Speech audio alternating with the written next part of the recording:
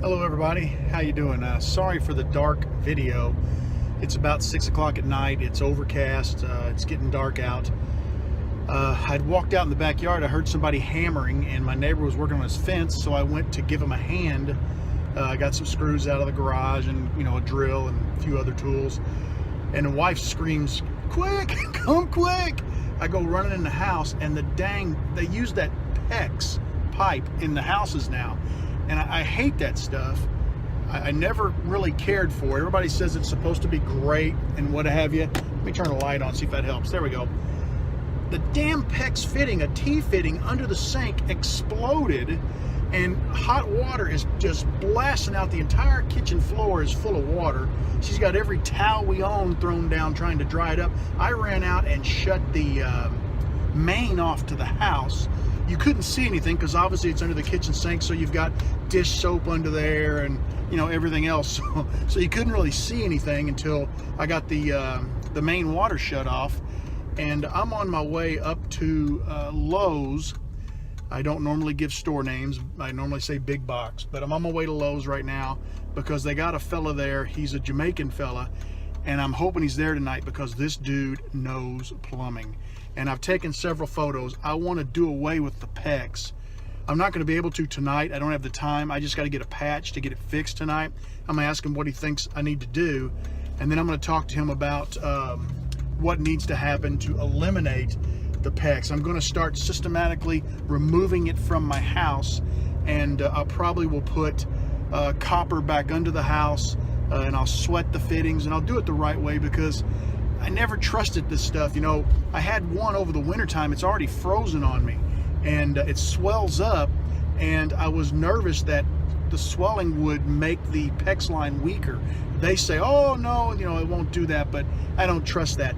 But anyway, I'm on my way to Lowe's. I'll show you when I get back home what it looks like before I start fixing it, and then I'm just going to patch it tonight. So this is not going to look great, but it's going to do what I have to do to get this thing where we have water, because right now with the main shut off, you can't shower, you can't use the restroom, you can't do laundry, nothing. So I'll be back shortly.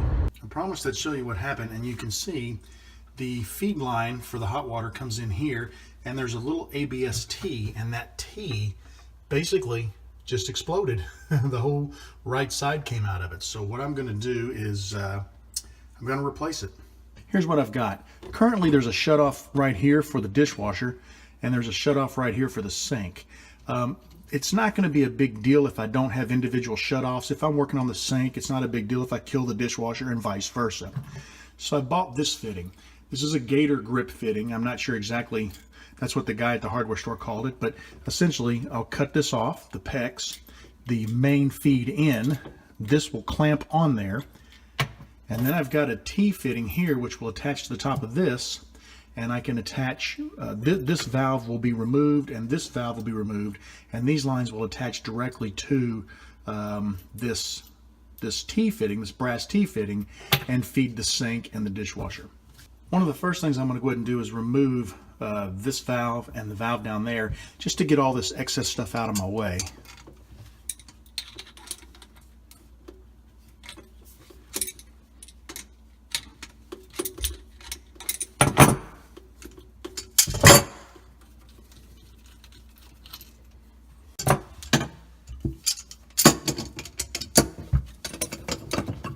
Not a good way to grip this thing. Maybe I'll come in from the side like this.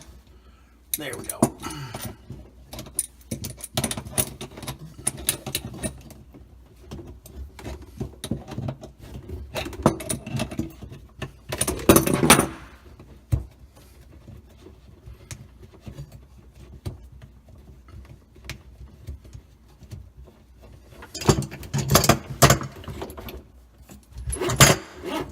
Plenty of flex on this braided hose.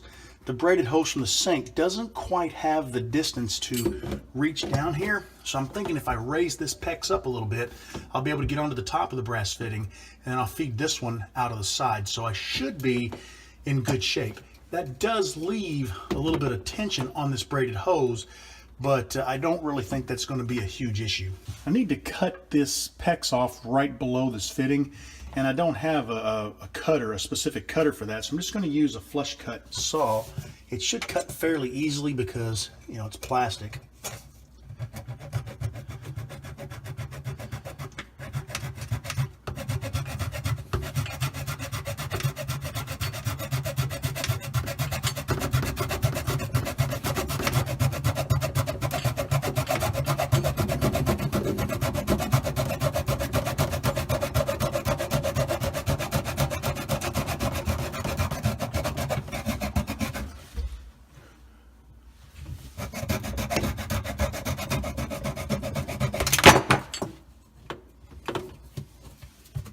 Okay, what I've got is the bottom of the T-fitting is still inside of there. It's about maybe 1/8 of an inch. I'm going to go grab a pair of needle nose pliers. I can just stick them in there, grip it, and I should be able to pop it out now. The flush cut saw did a nicer job than I thought it would. There's no jagged edge or anything on there. It really is a smooth cut. And there's the remaining little piece that we need to get rid of.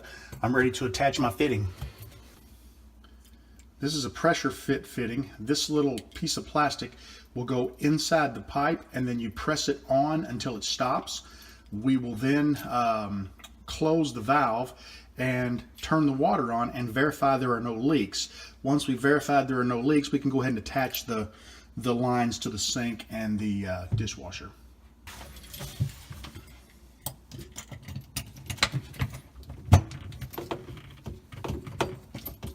Okay, I think it's on there.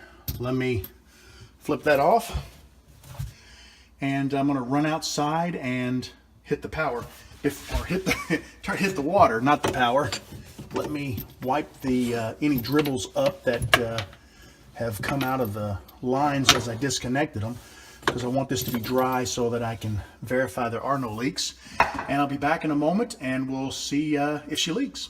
The main water is back onto the house, and I'm not feeling or seeing any moisture around this fitting, so I'm real happy with that. Now what we need to do is get this T attached. And the way this T works, you can see it's kind of got this little throat on it here. We're going to remove this top nut. We don't need this. And we're going to thread it on. And what the fella, whoops, let's keep that pointing that way, at the hardware store said is thread it on until it's finger tight.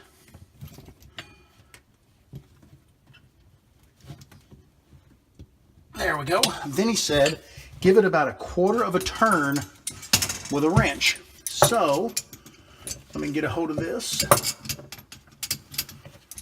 And we'll give it about 1/4 of a turn. Now, what he said is you don't want to go any more than that, because, there we go, it can crush the little rubber grommet in there, the seal. So 1/4 of a turn should do it. Then we'll go ahead and hook our lines up. Once our lines are hooked up, we will turn the water on and search for any leaks. If there are any leaks, give it another 1/4 turn. So we're just going to start out nice and easy. We won't need this side piece here, or this side nut. This dishwasher line should attach right to it. Once again, we're going to finger tighten. Okay. And get a grip on it. And about 1/4 turn. All right.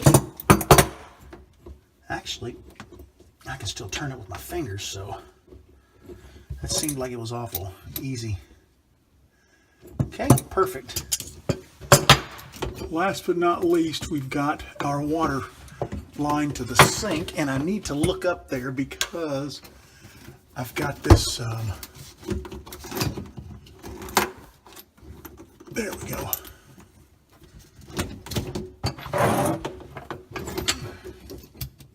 All right, let's remove this nut from the top, and we'll apply it.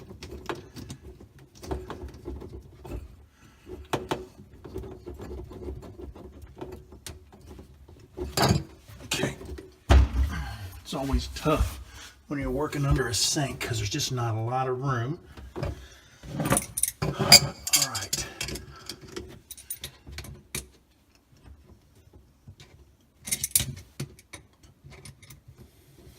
and we're still pretty loose. There we go. So we're going to get this snugged up and about a quarter of a turn. Now let's get all these compression nuts out of here. I jiggled some more water loose from the pipes, so let's go ahead and wipe that up so that everything looks good under here. Now what I'm going to do is make sure the sink is shut off. The dishwasher is, let me make sure it's off. Okay, dishwasher's off. I'm going to go ahead and start applying some water. Ooh. Okay. And I'm really just watching for any leakage around here, any water at all. I'm going to grab a paper towel, and we'll use that. With the paper towel, we can just sort of fold it up a little bit, and then we can just apply it to the fitting. Squeeze it around the top, around the nuts, and it's dry. All right, what we'll do is we're going to leave the water applied to the fittings, or to the dishwasher and the sink for a little bit.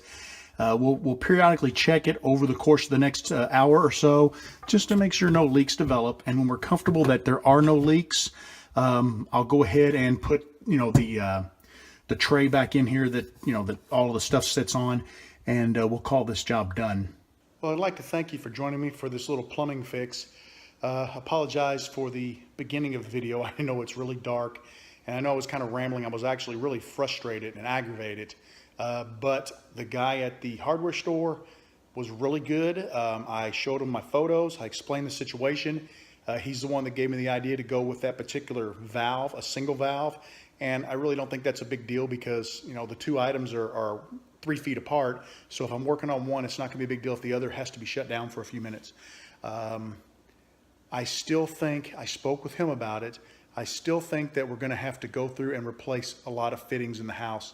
The ABS fittings, which is what that was, a black ABS fitting. It was not a PEX fitting. It was not a brass fitting.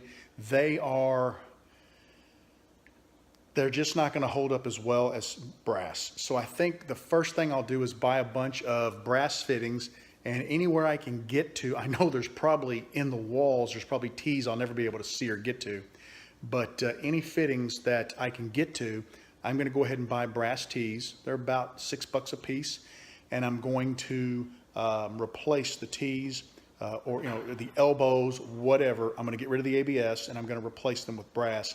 That's the first thing. Then we're going to come back later and look at, because the PEX should be good. It's rated for, I got about 60 psi of water pressure, and the PEX is rated, I think, for like 120 or something like that. I think that sounds right. So I should be okay on the PEX. The issue is just, I think, going to be the fittings, and that's what failed, was the fittings. So thanks for hanging out with me. I really appreciate it. Anything like this happens again, I'll shoot some video and keep you guys informed.